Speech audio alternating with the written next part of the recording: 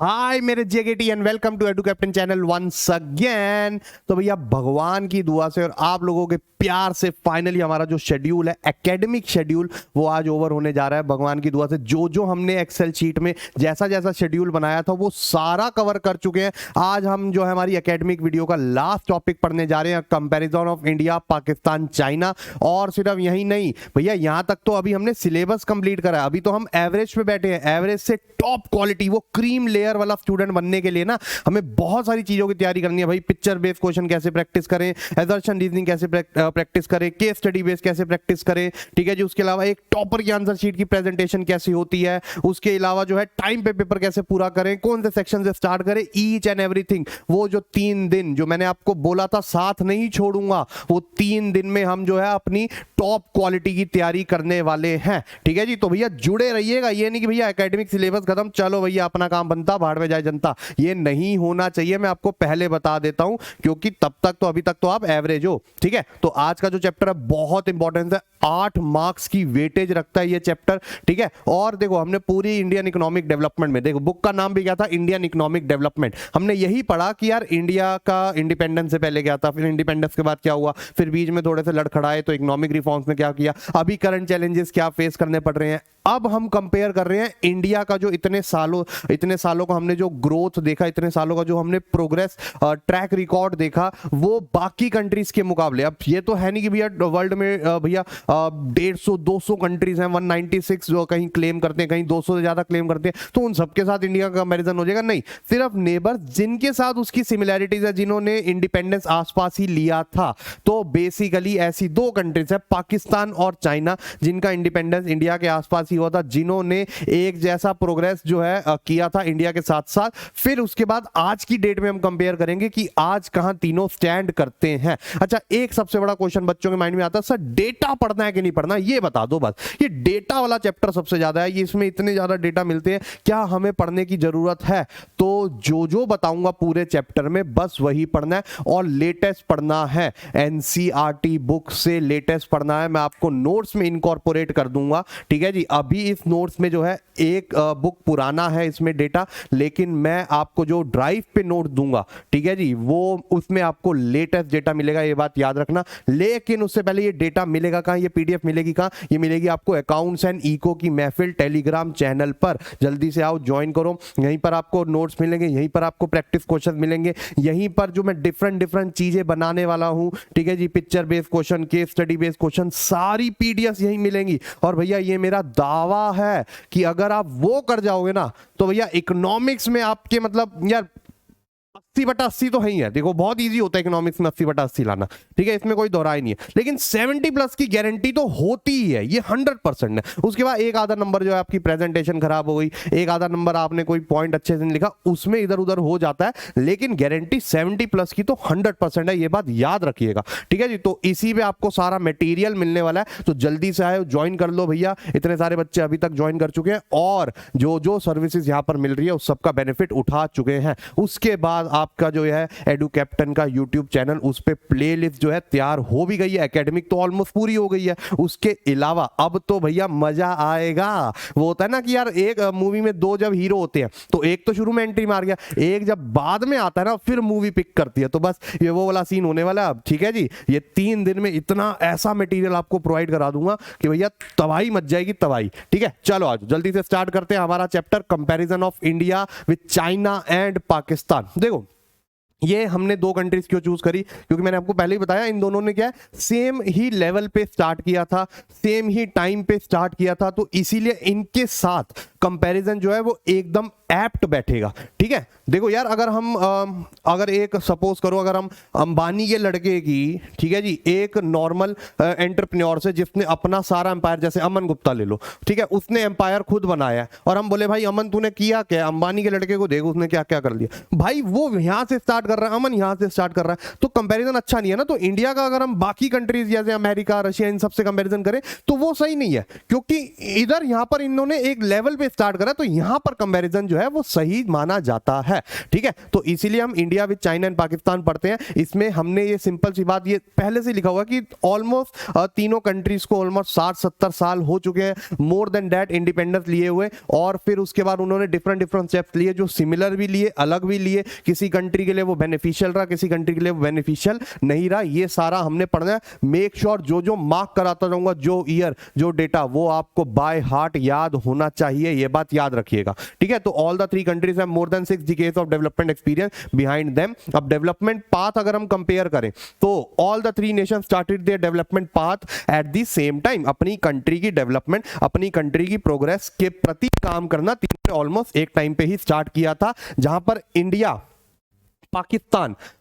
और पाकिस्तान को 1947 में, आपका ये याद रखने हैं, इंडिपेंडेंस ईयर याद रखने हैं। एमसीक्यू क्वेश्चन आता है, क्रोनोलॉजिकल ऑर्डर वाले क्वेश्चन इसी से आते हैं। तो इंडिया और पाकिस्तान ने इंडिपेंडेंस ली थी 1947 में। अच्छा, क्रोनोलॉजिकल ऑर्डर वाले क्वेश्चन इधर तो आते ही है बोर्ड में, सीयूईटी में हद से ज्यादा आते हैं भाई, बहुत हद से ज्यादा आते हैं। तो उसके पॉइंट ऑफ व्यू से भी ये बहुत इंपॉर्टेंट है। तो 1947 में जो है इंडिया और पाकिस्तान को, हमें पता है, इंडिपेंडेंस मिली थी। लेकिन Republic of China, basically China में जो वोटिंग सिस्टम आया था, तो वो 1949 रिपब्लिक ऑफ चाइना जो हुआ, कब एस्टेब्लिश हुआ था, 1949। ये ईयर्स याद रखने हैं। Development strategies were also similar. India ने अपने प्लान कब अनाउंस करे थे, 5 ईयर प्लान 1951, पाकिस्तान ने 1956 एंड चाइना ने 1953। जो जो मार्क कर रहा हूं अच्छे से पढ़ना है, बाय हार्ट पढ़ना है, एमसीक्यू अटेम्प्ट नहीं करते पाओगे, इधर उधर दोस्तों से पूछते रह जाओगे। और अच्छा, ईयर्स भी ना देखो पास पास ही है, तो कंफ्यूजन बहुत होती है, इसलिए बाय हार्ट याद रखना है। ये आपको, मैं आपको पहले बता के चल रहा हूं। ठीक है, India and Pakistan adopted similar strategy like creating a large public sector. India और पाकिस्तान दोनों ने ही सिमिलर स्ट्रेटजी जो है फॉलो करी थी। दोनों भाई भाई हैं भाई, वैसा वाला सीन है। तो creating a large public sector and raising public expenditure on social development. अगर हमने चैप्टर 2 पढ़ा था, उसमें भी हमने देखा था इंडिया ने अपना पब्लिक सेक्टर पे बहुत ज्यादा डोमिनेंस रखा हुआ था, पब्लिक सेक्टर का। सेम पाकिस्तान में भी यही रखा गया था। ठीक है, रीजन दोनों के सेम थे। 1980s तक तीनों कंट्रीज की जो प्रोग्रेस है वो सेम थी, पर कैपिटा इनकम और ग्रोथ प्रोग्रेस सेम थी। लेकिन उसके बाद भाई साहब चाइना ने क्या रफ्तार पकड़ी है भाई, चाइना ने क्या रेस पकड़ी है। तो चाइना का जो मॉडल है आज भी दूसरी कंट्रीज फॉलो करती हैं। India and Pakistan had made slow progress while China had made miraculous progress. तो ये ईयर्स तो आपको याद होने ही चाहिए, 100% है। क्या है, 100%। ठीक है, उसके बाद एक मिनट, ठीक है, तो उसके बाद चलते हैं चाइना की तरफ। अच्छा, अब यहां से जो है मोस्ट इंपॉर्टेंट टॉपिक स्टार्ट होने वाले हैं, जो 100% जो है आपके पेपर में आने ही वाले हैं। तो ये बात याद रखिएगा। अब चाइना के बारे में अगर हम पढ़ें, China has one of the, वैसे इतना तो आपको पढ़ने की जरूरत नहीं है, ऑनेस्टली बताऊं मैं, इतना आपको पढ़ने की जरूरत नहीं है। जो चाइना के बारे में लिखा हुआ ना यहाँ पर कि चाइना की पॉपुलेशन क्या है, चाइना कहां पर लाई करता है, चाइना का पर स्क्वायर किलोमीटर कितना, मतलब एरिया कितना है, ये वो एक्सेट्रा, ये सब पढ़ने की जरूरत नहीं है। बस ये ईयर याद रखना। ठीक है जी, ये याद रखना, China has one of the oldest people civilisation, रहने का ढंग। ठीक है जी, चाइना में सबसे पुराना चलता है। ठीक है, China is the most populous country. अभी वैसे तो करंटली देखा जाए तो इंडिया हो गई है, बट अभी भी जो है हमारे रिकॉर्ड्स में नहीं आया है वो, तो अभी भी चाइना को ही कंसिडर किया जाता है। ठीक है, सॉरी। उसके बाद अगर हम आगे चलें, अब यहां से मोस्ट इंपॉर्टेंट पार्ट स्टार्ट हो रहा है आफ्टर एस्टेब्लिश। अच्छा, ये ग्रोथ रेट याद रखना, अभी ultimately growth rate 0.5% per annum चल रहा है। After establishment of people's republic of China under one party rule, all critical sectors of the economy, enterprise and lands owned and operated by individuals were brought under government control. ये सबसे important है भैया। जैसे ही 1949 में people Republic of China बना था, ठीक है जी, अंडर वन पार्टी रूल, वहां पर वन पार्टी है, मल्टी पार्टी सिस्टम नहीं है। तो उसमें क्या किया था, जितने भी प्राइवेट ओन्ड एंटरप्राइजेस थे, प्राइवेट ओन्ड लैंड थे, वो सारे गवर्नमेंट ने अपने कंट्रोल में ले लिए थे, अपनी ओनरशिप में ले लिए थे, सो दैट जो है वो वेलफेयर मेंटेन करे, सो दैट वो अपनी पॉलिसीज अच्छे से इंप्लीमेंट कर सके, एक्सेट्रा। तो ये उन्होंने सबसे पहला स्टेप किया था जैसे ही उनको इंडिपेंडेंस मिली थी। अगर हम आगे चलते हैं, ग्रेट लीप फॉरवर्ड सबसे ज्यादा इंपॉर्टेंट है। मतलब इतिहास का, इकोनॉमिक्स का कितने भी पेपर उठा के देख लो, मेजॉरिटी ऑफ पेपर्स में आपको ग्रेट लीप फॉरवर्ड के बारे में जो है मिलेगा ही मिलेगा। ठीक है, ये बात याद रखिएगा। ग्रेट लीप फॉरवर्ड है क्या? अच्छा, इसका ईयर जो है बहुत इंपॉर्टेंट है, इसका ईयर जो है वो बहुत इंपॉर्टेंट है। इसका ईयर ये रहा 1950, नहीं 1958 नहीं था, सॉरी सॉरी सॉरी, ये था I guess if I am not wrong 1970 something था। चलो मैं ये लिख दूंगा नोट्स में, ठीक है। तो ये था आपका ग्रेट लीप फॉरवर्ड। में क्या होता है ध्यान से समझना। देखो क्या हुआ था ना कि चाइना को ये पहले से पता था अगर हमें अपनी कंट्री की प्रोग्रेस करनी है ना तो हमें जो है अपनी कंट्री के इंडस्ट्रियल सेक्टर को बड़ा स्ट्रांग करना पड़ेगा। तो चाइना ने क्या करा, सबके बैकयार्ड्स में ना इंडस्ट्री सेटअप करवा दी थी, मतलब छोटी छोटी इंडस्ट्रीज, फर्नेसेस सेटअप करवा दिए थे। फर्नेसेस ना ऐसे करके एक वो होता है, मॉडल होता है जिसमें क्या है आप सारी कुछ भी चीजें डालो वो पिघल जाती है, सो दैट आप उसको इंडस्ट्रियल लेवल पे अपना कुछ भी किसी चीज की शेप दे सको। तो वो फर्नेसेस जो है सबके बैकयार्ड में उन्होंने बना दी थी। Its aim was to transform agrarian economy to modern economy through modernisation. People were encouraged to set up industries in backyards. Commune start हो गए। कॉम्यून्स का मतलब क्या होता है कि ग्रुप में काम करना, आपस में सिर्फ काम नहीं करना, उसके अलावा हाउस होल्ड कोरस भी ग्रुप में करना, सो दैट एक दूसरे का हाथ बटा सको और यूनिटी बढ़े देश में। Communes were started in rural areas and by 1958 there were 26,000 communes. However severe drought killed about 30 million people. ये बहुत अच्छा चल रहा था इनका ग्रेट लीप फॉरवर्ड, लेकिन एक ड्रॉट आया था वहां पर, ठीक है। बहुत प्रॉब्लम्स भी आ रही, लेकिन एक ड्रॉट की वजह से, ठीक है जी, कम से कम भी तो भैया 300 लोग जो हैं वहां पर, 300 लाख लोग जो हैं वहां पर वो मर गए थे। और बस ग्रेट लीप फॉरवर्ड की हो गई थी ऐसी तैसी, वो भी बह गया था वो, बस वो ऐसा समझो, ठीक है जी। ड्रॉट, सूखा पड़ गया था ड्रॉट। तो ये बहुत बड़ा इशू हुआ था वहां पर, ठीक है। उसके बाद उन्होंने दूसरी स्कीम निकाली जिसका नाम था ग्रेट प्लोरेटेरियन, ठीक है जी, ग्रेट प्लोरेटेरियन। अब ग्रेट प्लोरेटेरियन में क्या था, वो चाहता था कि उसके जो यहाँ के लोग हैं ना वो स्किलफुल बने, ठीक है जी, उनकी नॉलेज बढ़े, वोकेशनल जो है नॉलेज अडेप्ट करें वो।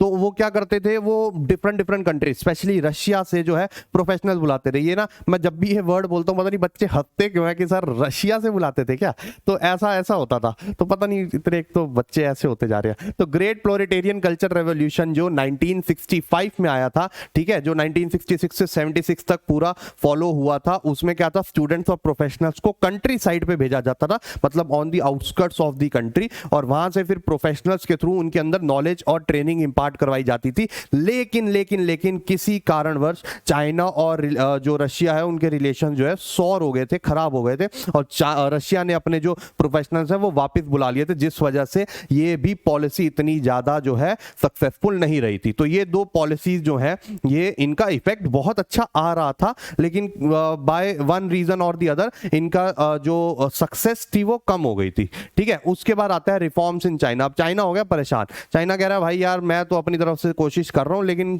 नहीं हो पा रहा, तो कोई नहीं, रिफॉर्म्स ले आते हैं, ठीक है। अब हम इसमें प्राइवेट इन्वेस्टमेंट बढ़ाएंगे, प्राइवेट लोगों की एनकरेजमेंट करेंगे, ठीक है। तो रिफॉर्म्स इंट्रोड्यूस्ड इन 1978, ये ईयर याद रखना, ठीक है। ये चाइना के तो ईयर सबसे ज्यादा इंपॉर्टेंट है, इस पे क्रोनोलॉजिकल ऑर्डर के क्वेश्चन तो बहुत आ रखे हैं। ग्रेट लीप फॉरवर्ड, ठीक है, ग्रेट प्लोरेटेरियन, उसके अलावा रिफॉर्म्स इन चाइना, ये सारे याद रखिएगा। तो 1978 वो हो गया, ये हो गया 1965 आपका ग्रेट प्लोरेटेरियन था, and I guess if I am not wrong 1958 था शायद, वो मैं आपको कंफर्म करके बता दूंगा, इतनी डेट्स में ना भाई मैं भी कंफ्यूज हो जाता हूं, ठीक है। तो 1978 में जो है चाइना के रिफॉर्म्स आए थे, ठीक है। और उस रिफॉर्म में किया क्या था, देखो उनके रिफॉर्म्स जो है ना फेजेस में हुए थे। तो इनिशियल फेज में देखा जाए तो चाइना ने एग्रीकल्चर, फॉरेन ट्रेड और इन्वेस्टमेंट पे फोकस किया था। लैंड जो थे ना, जितने भी लैंड उन्होंने अपनी ओनरशिप के अंडर ले लिए थे, उनको स्मॉल स्मॉल प्लॉट्स में जो है डिवाइड कर दिया था, और उन प्लॉट्स को जो है हाउस होल्ड को दे दिया था, सिर्फ काम करने के लिए, ओनरशिप के लिए नहीं। ओनरशिप आज भी गवर्नमेंट के हाथ में थी,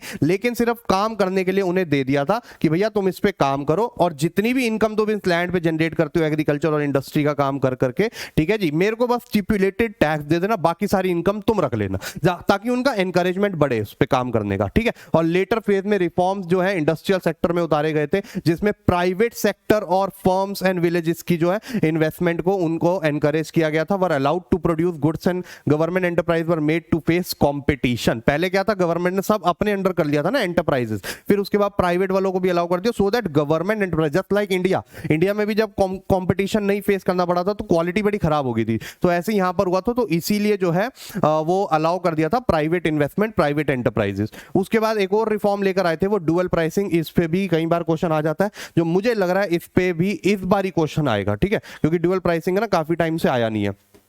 तो ड्यूअल प्राइसिंग में क्या हुआ था कि गवर्नमेंट ने बोला भैया दो प्राइसेस चलेंगे, एक इतनी लिमिट, उन्होंने लिमिट डाल दी थी कि इतनी लिमिट के गुड्स एंड सर्विसेज जब भी आप बेचोगे या खरीदोगे तो वो गवर्नमेंट के प्राइस पे होंगे, उसके ऊपर के जितनी भी ट्रांजैक्शन आप करोगे वो सारी आप मार्केट प्राइस पे कर सकते हो, जो बायर और सेलर डिसाइड करेंगे। तो prices were fixed in two ways during reforms, farmers and industries were required to buy and sell fixed quantities of inputs and outputs on the basis of prices fixed by government and for the rest of transaction they were sold at market price. Market price में उनको allow कर दिया। और China ने special economic zone भी बनाए, ठीक है जी, SEZ जिसे हम बोलते हैं। अच्छा, SEZ का मतलब क्या हो गया, उन्होंने ऐसे जोन बना दिए, ऐसे एरियाज बना दिए जहां पर बोला फॉरेन कंट्रीज को अपने जो है फैक्ट्रीज, अपने प्लांट यहां पर सेटअप करो, आपको टैक्स बेनिफिट मिलेगा, आपको इलेक्ट्रिसिटी वाटर कंसेशनल रेट्स पे मिलेंगे, जैसे इंडिया में भी हुआ था वैसे यहां पर भी हुआ था। तो जिससे फॉरेन इन्वेस्टमेंट बहुत बढ़ गई थी चाइना में, ठीक है। तो ये बहुत इंपॉर्टेंट है, चाइना का तो यार हद से ज्यादा इंपॉर्टेंट है, ये बात याद रखना। तो इसको अच्छे से पढ़ लेना विद ईयर्स, जो ईयर्स आपको बताए हैं वो अच्छे से पढ़ लेना। अच्छा, एक टर्म होती है चाइना में यूज, ठीक है, तो जैसे हमारे यहां पर होता है PSU, पब्लिक सेक्टर अंडरटेकिंग्स या पब्लिक सेक्टर एंटरप्राइजेस, PSC, ऐसे ही चाइना में एक टर्म होती है SOE, ठीक है जी, स्टेट ओन्ड एंटरप्राइजेस इसको बोला जाता है, जो कि कुछ भी नहीं है, गवर्नमेंट एंटरप्राइजेस है, ठीक है। अब चलते हैं पाकिस्तान की तरफ, ठीक है। अब पाकिस्तान में क्या हो रहा है, देखो पाकिस्तान का जो इंडिपेंडेंस है 14 अगस्त 1947, उसके बाद 1971 में सिविल वॉर हुई और वहां से फिर ईस्ट पाकिस्तान अलग होकर जो है आपका बांग्लादेश बन गया था, ठीक है। अब इसके बाद ये वाला पार्ट सब छोड़ देना कि कितनी पॉपुलेशन है, कितना एरिया है उसका, ये वो एक्सेट्रा। अच्छा, इसके फीचर्स पे आते हैं। चाइना ने भी just like India mixed economy जो है फॉलो किया था, जिसमें both private and public will participate in owning the enterprises. Introduction of various policies 1950s and 1960s में पाकिस्तान ने वैरायटी ऑफ पॉलिसीज निकाली for growth of domestic industries, जैसे कि उन्होंने इंपोर्ट ड्यूटी बहुत बढ़ा दी, सारा इंपोर्ट अपने कंट्रोल पे रखा, so that domestic consumer goods को जो है वो प्रोटेक्ट कर सकें। उसके अलावा टैरिफ प्रोटेक्शन बहुत दी मैन्युफैक्चरिंग ऑफ कंज्यूमर गुड्स को, ठीक है जी, उन पे टैक्स कम लगाते थे मैन्युफैक्चरिंग के लिए, ये वो etcetera. Just like India, Pakistan में भी ग्रीन रेवोल्यूशन आया, ठीक है। Introduction to green revolution, increase in public investment in infrastructure led to rise in production of food grains which has change the agrarian structure. अच्छा, एक टाइम पे पाकिस्तान की growth बहुत अच्छी हो रही थी, क्योंकि most of the fertile land, मतलब इंडिया का जो काफी ज्यादा फर्टाइल लैंड था ना, वो पाकिस्तान के हिस्से में चला गया था, ठीक है। तो पाकिस्तान की ग्रोथ बहुत ज्यादा अच्छी हो रही थी, लेकिन उनकी अपने रीजंस की वजह से वो ग्रोथ जो है ज्यादा टाइम तक टिकी नहीं, ठीक है। They were not able to enjoy that growth for longer period, क्योंकि भैया एक तो उनकी पॉलिटिकल इंस्टेबिलिटी शुरू से रही है, सरकार बनती है सरकार गिर जाती है, सरकार बनती है सरकार गिर जाती है, उनकी पॉलिसीज इंप्लीमेंटेशन अच्छे से नहीं हुई है। तो ये सारे रीजंस थे जिस वजह से जो ग्रीन रेवोल्यूशन का जो इफेक्ट हो रहा था, जो कि बहुत अच्छा हो रहा था विद टाइम, लेकिन वो भी जो है ज्यादा टाइम तक वो एंजॉय नहीं कर पाए। Importance of role of public sector in late 1970, तो पब्लिक सेक्टर की इंपॉर्टेंस बहुत बढ़ा दी थी 1970s में, लेट में, ठीक है जी। क्यों? उन्होंने सारी इंडस्ट्रीज जो है, खासकर कैपिटल गुड्स इंडस्ट्री, सारी नहीं, कैपिटल गुड्स इंडस्ट्रीज को नेशनलाइज कर दिया था। नेशनलाइज का मतलब क्या होता है कि सारी जितनी भी कैपिटल गुड्स इंडस्ट्री है वो सब अब गवर्नमेंट के कंट्रोल में आ जाएंगी, ठीक है। लेकिन ये जो है ज्यादा अच्छी चली नहीं, तो इन्होंने फिर क्या करा, 1980s में वापस प्राइवेट सेक्टर की ओनरशिप बढ़ाने के लिए उन्होंने जो है डी नेशनलाइज कर दी अपनी इंडस्ट्रीज को, और प्राइवेट सेक्टर को एनकरेज करा, इंसेंटिव्स दिए उन्हें कि आओ भाई और अपनी प्राइवेट इन्वेस्टमेंट डालो, एंटरप्राइजेस खोलो, ठीक है। उसके बाद फाइनेंशियल सपोर्ट ड्यूरिंग 1970, पाकिस्तान जो है बहुत ज्यादा फाइनेंशियल सपोर्ट पे रिलाई कर रहा था। Pakistan also receive financial support from western nation and remittances from, अच्छा, उनका जो मेजॉरिटी ऑफ फॉरेन एक्सचेंज था वो कैसे आता था, जो जितने भी उसके इमिग्रेंट्स थे, ठीक है जी, वो चले जाते थे बाहर। अब जैसे आप दुबई साइड पे जाओ, अबू धाबी साइड पे जाओ, वहां पर आपको बहुत मुस्लिम्स मिलेंगे जो पाकिस्तान से आए हुए हैं, तो वो यहाँ पर अपनी कंट्री के जो अपनी फैमिली को जब अपनी कंट्री में वो भेजते हैं रेमिटेंसेस, तो वो फॉरेन एक्सचेंज वहां से एक मेजर सोर्स था पाकिस्तान का। फिर वो लेकर आए रिफॉर्म 1988 में, ये ईयर याद रखने हैं, मैं अगेन बता रहा हूं, एक तो रिफॉर्म्स के जो पॉलिसीज निकाली, उनके इंडिपेंडेंस के, ये याद रखने बहुत इंपॉर्टेंट है। तो उनका जो रिफॉर्म है वो कब आया था, 1988 में। जैसे इंडिया में रिफॉर्म था 1991 में, पाकिस्तान में ऊपर हमने देखे आए थे, ठीक है, 1978 में, इसमें आए 1988 में, ये याद रखिए इसमें, ठीक है। वो प्रॉपर मैं आपको लेटेस्ट प्रोवाइड करवा दूंगा। नोट्स में। तो अगर हम बात करते हैं पॉपुलेशन, तो चाइना की अभी फर्स्ट चल रही है, इंडिया की सेकंड एंड पाकिस्तान की जो है थर्ड पे चल रही है। अगर हम ग्रोथ रेट देखें तो China has growth rate of population is lowest with 0.5%, India with 1.2% and Pakistan with 2.1%। The low reason for low growth rate of population is one child policy. तो ये बहुत इंपॉर्टेंट है, वन चाइल्ड पॉलिसी, इस पे कई बार short note भी आ जाता है। अब वन चाइल्ड पॉलिसी किस बारे में, देखो पाकिस्तान चाइना में ना एक टाइम पे बहुत पॉपुलेशन जो है वो बढ़ रही थी। अब वो पॉपुलेशन जो है हद से ज्यादा बढ़ रही थी, तो उसको कर्टेल करने के लिए क्या किया था चाइना ने, वन चाइल्ड पॉलिसी निकाल दी थी। अब वन चाइल्ड पॉलिसी का मतलब क्या होता है, वन चाइल्ड पॉलिसी का मतलब होता है कि भैया गवर्नमेंट ने बोला भैया जिसका एक ही बच्चा होगा, ठीक है जी, तो उस वजह से ना आप जो गवर्नमेंट प्रोवाइडेड फैसिलिटीज होती है, सब्सिडीज मिल रहे हैं, इलेक्ट्रिसिटी कंसेशनल रेट पे मिल रही है, ये वो एक्सेट्रा, जो भी गवर्नमेंट प्रोवाइडेड फैसिलिटीज होंगी वो सिर्फ उन्हीं पेरेंट्स को या उन्हीं फैमिलीज को मिलेगी जिनका एक ही बच्चा होगा। तो ये one child policy one child norm में लेकर आए थे,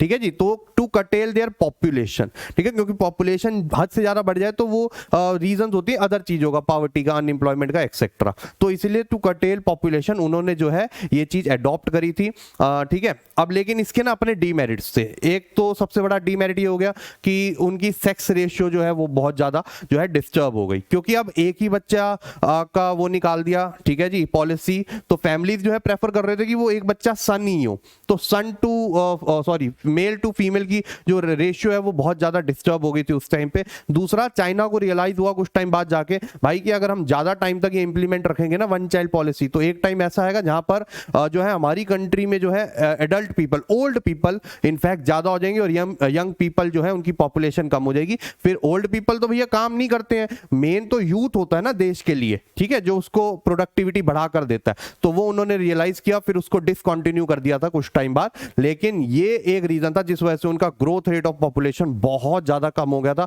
अगर हम डेंसिटी ऑफ पॉपुलेशन की बात करें, ये सारा इतना ज्यादा याद रखने की जरूरत नहीं है, ऑनेस्टली बता रहा हूं, कुछ भी याद रखने की जरूरत नहीं है, टेबल बेस्ड क्वेश्चन आएगा, सारा आपको फिगर उसी में दिया होगा। तो density of population, China is largest country in the world, the density of population of China is lowest 146% पर स्क्वायर किलोमीटर, क्योंकि चाइना का जो एरिया है वो बहुत ज्यादा है। इंडिया में यही 441% पर स्क्वायर किलोमीटर और पाकिस्तान में 245% पर स्क्वायर किलोमीटर है। अगर हम सेक्स रेशियो की बात करें तो ड्यू टू प्रेफरेंस ऑफ सन, तीनों कंट्रीज में ही यही रहा है, प्रेफरेंस ऑफ सन रही है, जिस वजह से सेक्स रेशियो तीनों की ही खराब है। All the three countries have low ratio, with India having lowest of 929 females to 1000 males. China और पाकिस्तान में यही 1941 एंड 1947 है, अब तो और कम हो गई है, जो मैं रिसेंट इसमें ऐड कर दूंगा। उसके बाद आता है fertility rate, number of children born by women in reproductive age 15 to 45 years on average. तो चाइना की फर्टिलिटी रेट जो है वो 3 बर्थ से 1.6 पे आ गई थी due to one child policy, Pakistan की 3.7 और इंडिया की 2.3। अर्बनाइजेशन देखें तो हाईएस्ट है, मतलब कितनी परसेंट ऑफ पॉपुलेशन आपके अर्बन एरियाज में रहती है, तो 56, 33 एंड 39%। अगर हम ग्रोथ इंडिकेटर्स की बात करें तो ग्रोथ इंडिकेटर्स में ये सारे अगेन मैं सिर्फ पढ़ा रहा हूं, आपको याद नहीं रखने हैं। याद क्या रखना है, ग्रेट लीप फॉरवर्ड, आपको याद क्या रखना है, ग्रेट प्रोलेटेरियन, ठीक है जी, इकोनॉमिक रिफॉर्म किस किस के कैसे कैसे हुए थे, पाकिस्तान का पूरा वो आ सकता है कि इसके बारे में बताओ, तो आप उनकी nationalisation of capital goods industry के बारे में बताओगे, कब इंडिपेंडेंस मिला,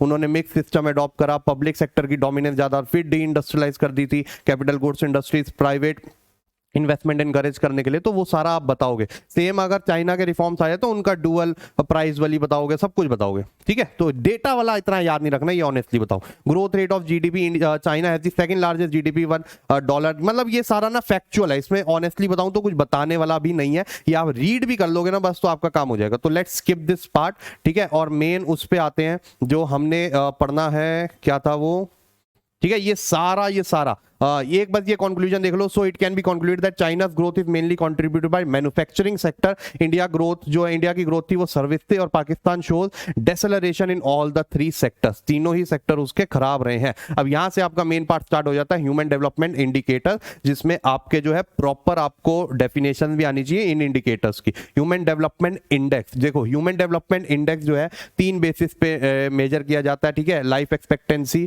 literacy rate and mean year of schooling. तो इन तीन बेसिस पे जो है किया जाता है। It is used to study human development, higher value shows higher growth and development. India की 0.624 थी 2016 तक, 131 रैंक थी, इसकी ऐसे 0.73 है, रैंक 91, एंड पाकिस्तान की 0.550, रैंक 140 है। Life expectancy at birth, average number of years people are expected to live, China has highest of 76 years, India 68.3 and Pakistan 66.4। Mean year of schooling अगर हम कंपेयर करें तो चाइना में 7.6% है, मतलब ऑन एवरेज कितनी लोग अपनी स्कूलिंग जो है पूरी करते हैं। इंडिया में 6.3 एंड पाकिस्तान में 5.1%। इन्फेंट मोर्टेलिटी रेट का मतलब क्या होता है? इन्फेंट बच्चों को बोला, मोर्टेलिटी इज डेथ, तो infant mortality rate number of infant dying before reaching 1 year of age per 1000 life birth in a year.